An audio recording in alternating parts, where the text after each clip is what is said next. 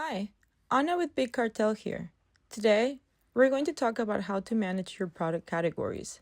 If you got a handful of products to sell, organizing them into a few clear categories makes it easier for your customers to find what they're looking for and allows you to keep things tidy behind the scenes. Think of categories like simple labels for your store. For example, apparel, footwear, jewelry, albums, etc. How do they work? When you create a category and assign at least one active product to it, that category will automatically appear in your store's navigation. Some themes, like Neat, even show categories in your homepage for browsing products. Here's how to create a new category. Log in at app.bigcartel.com, go to Products, Categories, click New Category, and enter a name. Click Save Category.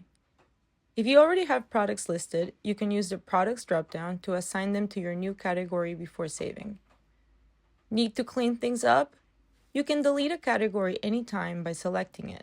Then click Delete Category, and that's it. Organizing your categories keeps things simple, searchable, and easy to manage. And remember to feel free to reach out if you have any questions or concerns. We are happy to help.